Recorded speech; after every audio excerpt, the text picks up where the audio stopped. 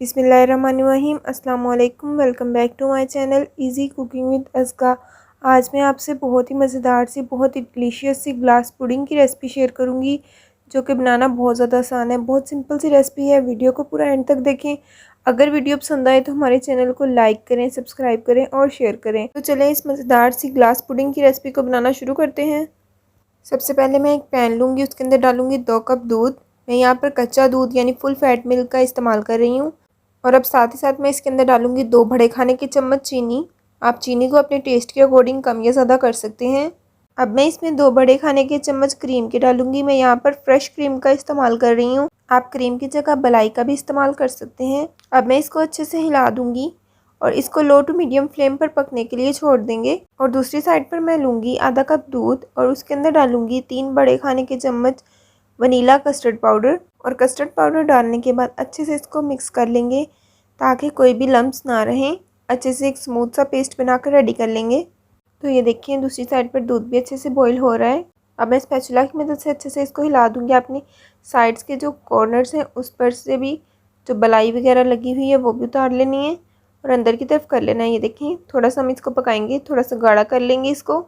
अब मैं इसमें शामिल करूँगी 3 से 4 कतरे वनीला एसेंस के। डालकर स्पैचुला की मदद से अच्छे से मिक्स कर लेंगे। वनीला एसेंस आपको किसी भी मार्केट से आसानी से मिल जाएगा। अब हम कस्टर्ड वाला मिक्सचर थोड़ा थोड़ा कर दूध के अंदर डालते जाएंगे और साथ ही साथ स्पैचुला की मदद से इसको हिलाते जाएंगे। कस्टर्ड डालते ही हमारा दूध गाढ़ा होना शुरू हो जाएगा। ये देखिए आपने मुसलसल इसको हिलाते रहना है। देखिए माशाल्लाह कितनी प्यारी सी कंसिस्टेंसी का कस्टर्ड हमारा रेडी हो चुका है। आपने इस कंसिस्टेंसी का ही कस्टर्ड रेडी करना है। ये देखिए कितना खूबसूरत सा कस्टर्ड हमारा रेडी हो चुका है। अब मैं फ्लेम को ऑफ कर दूंगी और इसको ठंडा होने के लिए छोड़ दूंगी। कस्टर्ड रूम टेम्परेचर पर आ चुका है और अब मैं इसको अपने बाउल के अंदर शिफ्ट कर दूंगी और बाउल को अच्छे से फ्रिज के अंदर रखकर कस्टर्ड को ठंडा कर लेंगे। अब मैं यहाँ पर ले रही हूँ फ्रूट केक और फ्रूट केक को इस तरह से आपने फ्रूट केक के क्रम्स रेडी कर लेने हैं। इस तरह से मोटा मोटा इसको तोड़ लेना है तो ये क्रम्स रेडी हो जाएंगे। ये देखिए हमारा कस्टर्ड भी अच्छे से ठंडा हो चुका है। अच्छे से इसको हिलाएंगे। ये देखिए कितना खूबसूरत सा हमारा कस्टर्ड बनकर रेडी हो चुका है। अब मैं एक पाइपिंग बैग लूँगी। ये भी आसानी से मार्केट से मिल जाता है। आपने कोई सा भी बर्तन लेके उसके ऊपर इस तरह से इसको सेट कर लेना है और सारा कस्टर्ड इसके अंदर शिफ्ट कर देना है। अब हम पाइपिंग बैग को ऊपर से बाइंड कर लेंगे। तो ये देखिए मैंने अच्छे से पाइपिंग बैग के अंदर कस्टर्ड को फिल कर लिया है। अब दूसरी साइड पर लूँगी मैं जेली। 1/4 कप में ले रही हूँ रेड जेली, 1/4 कप ही ले रही हूँ ग्रीन जेली और इसके अंदर उबलता हुआ हमने आधा आधा कप पानी डालकर अच्छे से इसको मिक्स कर लेना है। तो ये हमारा जेली मिक्सचर जो है वो बनकर रेडी हो जाएगा। ये देखिए हमारा जेली मिक्सचर बनकर रेडी हो चुका है। सबसे पहले हम अपने ग्लास के अंदर डालेंगे ग्रीन जेली। ग्रीन जेली की एक लेयर बन जाएगी। ये देखिए ग्रीन जेली की एक लेयर लग चुकी है। जेली ग्लासेस के अंदर डालते ही अच्छे से सेट हो जाएगी। अब हम डालेंगे कस्टर्ड जो हमने पाइपिंग बैग के अंदर डाल के रखा था। इस तरह से आपने पाइपिंग बैग को गोल गोल घुमाते रहना है और सारा कस्टर्ड हमने कस्टर्ड की एक लेयर बिछा देनी है इस तरह से। इसी तरह तमाम ग्लासेस के अंदर कस्टर्ड की एक लेयर बिछा देंगे और अब एक चम्मच की मदद से अच्छे से कस्टर्ड को सेट कर लेंगे। अब मैं इसमें डालूंगी फ्रूट केक के क्रम्स जो हमने रेडी किए थे, उसकी एक लेयर बिछा देंगे।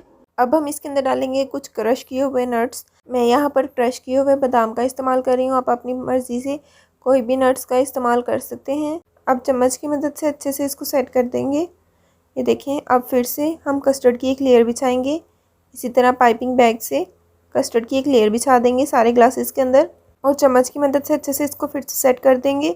अब हम रेड जेली की एक लेयर लगाएंगे। इस तरह से तमाम ग्लासेस के अंदर एक रेड जेली की लेयर लगा देंगे इस तरह से। अब फिर से एक कस्टर्ड की लेयर लगाएंगे इस तरह से। तमाम ग्लासेस के अंदर इसी तरह कस्टर्ड की एक लेयर लगा देंगे। अब अच्छे से ग्लासेस को टैप टैप करेंगे ताकि कस्टर्ड अच्छे से सेट हो जाए, सारी लेयर्स भी अच्छे से सेट हो जाए।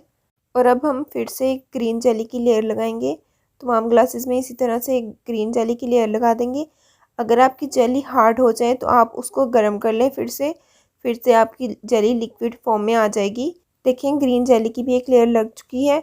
अब फिर से हम डालेंगे, अब इसके अंदर डालेंगे फ्रूट केक के क्रम्स जो हमने रेडी किए थे, उसकी एक लेयर लगा देंगे। तमाम ग्लासेस के अंदर इसी तरह से एक लेयर लगा देंगे। अब हम फिर से बादाम क्रश किए हुए डालेंगे। सारी ग्लासेस के अंदर क्रश किए हुए बादाम डाल देंगे। अब फिर से कस्टर्ड की एक लेयर लगाएंगे। फिर अच्छे से कस्टर्ड की लेयर को सेट कर देंगे। अब इसके अंदर डालेंगे फिर से रेड जेली की एक लेयर लगा देंगे। अब यहाँ पर मैंने एक पाइपिंग बैग के अंदर व्हिपिंग क्रीम डाली है उससे इस तरह से गोल गोल घुमाते हुए उसकी एक लेयर लगा देंगे। इससे बहुत ही अच्छा सा फ्लेवर आएगा। अगर आपके पास व्हिपिंग क्रीम ना हो तो आप इसको स्किप भी कर सकते हैं। सारे ग्लासेस के अंदर इसी तरह से व्हिपिंग क्रीम की एक लेयर लगा देंगे। अब मैं इसके ऊपर मिक्स्ड फ्रूट कॉकटेल से इसकी डेकोरेशन कर दूंगी। अब लास्ट पे एक एक चेरी ऊपर रखकर इसकी डेकोरेशन कर देंगे। तो ये देखिए माशाल्लाह से कितनी प्यारी हमारी ग्लास पुडिंग रेडी हो चुकी है। अब मैं इसको 4 से 5 घंटा के लिए फ्रीज़र में सेट होने के लिए रख दूंगी। तो ये देखिए हमारी पुडिंग ठंडी हो चुकी है। देखिए कितनी खूबसूरत सी, कितनी मज़ेदार सी हमारी पुडिंग बनकर रेडी हो चुकी है। उम्मीद करती हूँ कि आपको हमारी आज की ये रेसिपी बहुत ज़्यादा पसंद आई होगी। अगर पसंद आए तो हमारे चैनल को लाइक करें, सब्सक्राइब करें और शेयर करें। सब्सक्राइब के साथ का बेल आइकन दबाना मत भूलें। इससे आपको हमारी नई आने वाली रेसिपी का नोटिफिकेशन सबसे पहले मिल जाएगा। इसी के साथ दें इजाज़त। अपना बहुत ज़्यादा ख्याल रखें, दुआओं में याद रखें। अल्लाह हाफिज़।